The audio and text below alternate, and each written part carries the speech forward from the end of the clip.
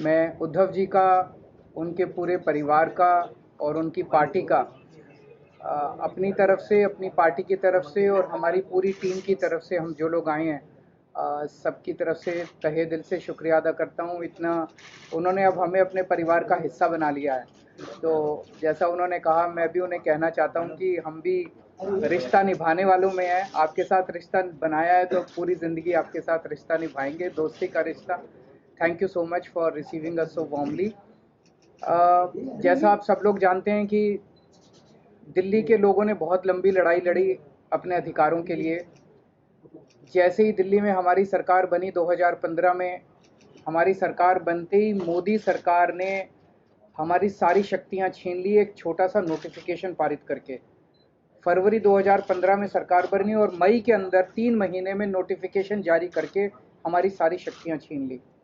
8 साल दिल्ली के लोगों ने लड़ाई लड़ी सुप्रीम कोर्ट के अंदर। 8 साल लड़ाई लड़ने के बाद सुप्रीम कोर्ट ने हमारे पक्ष में फैसला दिया। जिस दिन फैसला आया 8 साल की लड़ाई के बाद, उसके 8 दिन के अंदर केंद्र सरकार ने अध्यादेश जारी करके वो सारी शक्तियां वापस छीन ली। तो जनतंत्र के अंदर जनता की चलनी चाहिए कि गवर्नर की चलनी चाहिए, जनता की चलनी चाहिए कि केंद्र की चलनी चाहिए। जनतंत्र में तो चुनी हुई सरकार के पास पावर होनी चाहिए ताकि जनता के जो जनता मांगे वो काम कर सके, जनता के प्रति जवाब दे तो चुनी हुई सरकार होती है। लेकिन उन्होंने सारी शक्तियां छीन ली। इसका मतलब ये साफ साफ ये लोग ये बोल रहे हैं कि हम सुप्रीम कोर्ट को नहीं मानते।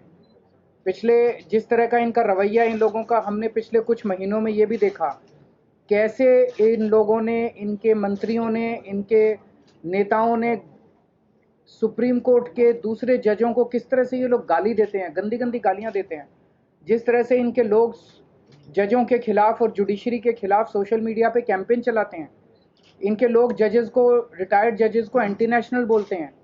तो इनका जुडिशरी पे इनका कोई वो नहीं है। अब इन्होंने एक मैसेज दे दिया कि सुप्रीम कोर्ट जो मर्जी फैसला दे, हम नहीं मानते, हम ऑर्डिनेंस ला के सुप्रीम कोर्ट के फैसले पलट देंगे। ऐसे हमारा देश कैसे चलेगा? ऐसे तो हमारा देश नहीं चल सकता।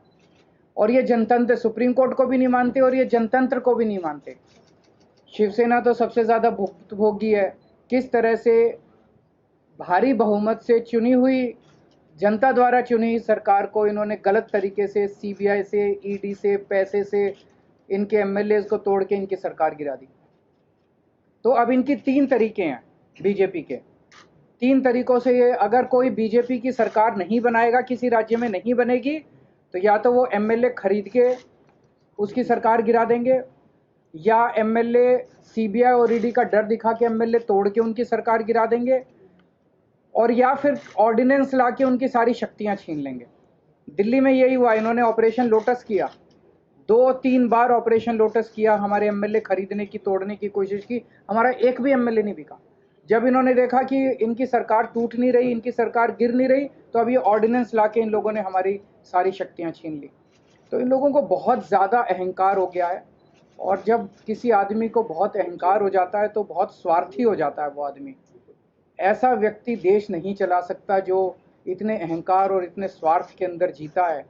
वो फिर देश के बारे में नहीं सोचता, वो केवल, ये ऑर्डिनेंस क्या है? ये ऑर्डिनेंस ये है कि सुप्रीम कोर्ट की हिम्मत कैसे हो गई हमारे खिलाफ आदेश देने की, हम देखते हैं।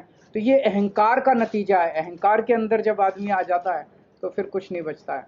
तो मैं बहुत बहुत शुक्रिया अदा करता हूँ शिवसेना का, उद्धव जी का, कि उन्होंने दिल्ली के लोगों का आज साथ दिया। ये लड़ाई दिल्ली की नहीं है, ये लड़ाई पूरे देश के अंदर संविधान की है, जनतंत्र की है, फेडरलिज्म की है। जिस तरह से सारी देश के अंदर सरकारों को परेशान किया जा रहा है, सीबीआई और ईडी का डर दिखा के सरकारें तोड़ी जा रही हैं गवर्नर्स के जरिए। आपको जान के ताज्जुब होगा, पंजाब के अंदर इस बार बजट सेशन नहीं बुलाने दिया गवर्नर ने। गवर्नर ने कहा बजट सेशन नहीं होगा। आप सोच सकते हैं, बजट सेशन की अनुमति नहीं दी गवर्नर ने। इनको सुप्रीम कोर्ट जाना पड़ा, सुप्रीम कोर्ट से आदेश लेके आए कि बजट सेशन होगा, तब बजट सेशन हुआ। तो ये तो जनतंत्र ही नहीं बचेगा। फिर चुनाव क्यों कराते हो? फिर तो एक प्रधानमंत्री और 31 गवर्नर बैठ के अपना देश चला लें। फिर कोई मुख्यमंत्री की जरूरत नहीं, कोई कैबिनेट की जरूरत नहीं, कोई काउंसिल ऑफ मिनिस्टर्स की जरूरत नहीं। इसको हम सबको मिलकर लड़ना होगा। ये केवल दिल्ली की लड़ाई नहीं है। और शिवसेना ने हमें प्रॉमिस किया है कि जब ये संसद में बिल आएगा तो संसद में इसके खिलाफ दिल्ली वालों का समर्थन करेंगे।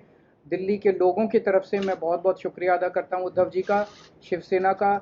और ये एक तरह से सेमीफाइनल होगा 2024 का। अगर 2000 राज्यसभा के अंदर ये बिल गिर जाता है तो 2024 के अंदर मोदी सरकार दोबारा नहीं आ रही है।